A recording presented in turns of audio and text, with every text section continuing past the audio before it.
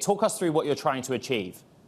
Sure. Yeah, we're really trying to respond to this moment in time where so many people are being laid off. And if you think about our workforce in the technical field, 40% of it is foreign born.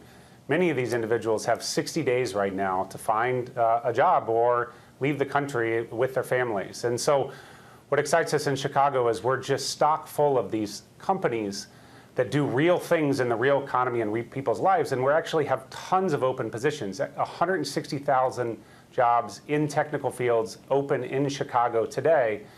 And really just to reach out to the thousands of people around the country who are in dire straits but highly skilled and say, if you got 60 days and you want to find a great opportunity to have an impact on a business that matters, go to our website, apply to a job, and contribute to our economy. Talk to us about the fact that actually that adds in many ways to diversity. When I think of H-1B visas, I think of, well, my husband was on one until we were lucky enough to get our green cards. But there's also an awful lot of people coming from India in particular. This is people of color. Is this going to add to diversity of thought as well over in Chicago?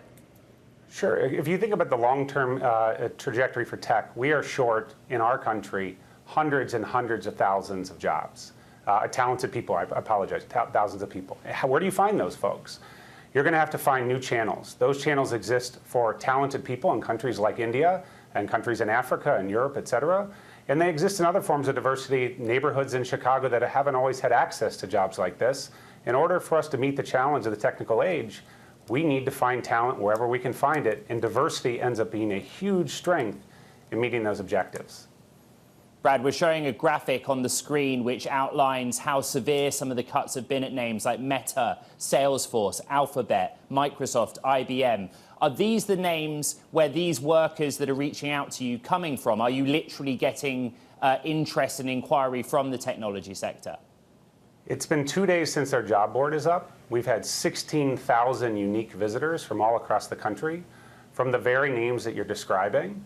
We're getting to engage with people who may have been focused on engineering tweets, who now get an opportunity to look at a company like Walgreens, which is a Chicago-based company, who's using digital technology to transform healthcare, and really access those people who had jobs in big tech on tweets and social media projects and put them to work at companies like Walgreens solving critical healthcare challenges. We're seeing folks from all over the country respond to that.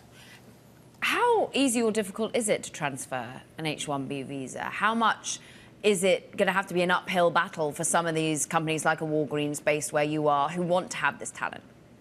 This is the best part about what we're trying to do here, is if you think about the broader question of reforming the U.S. immigration system, that's really hard and going to take a very long time.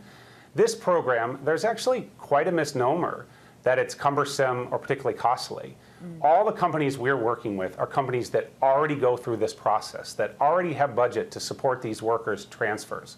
So the jobs are just sitting there waiting, and what we've done on our job board, I think one of the things that's really made it so the workers around the country have responded to what we're doing is all the jobs we posted, it's thousands of jobs available at this site, are ones that are H-1B visa eligible. And so the reality is this one's actually pretty straightforward. They do this, it's affordable, they've got a process of figuring it out every time someone applies, and so for this particular program, it's just a matter of doing the right thing and connecting the dots.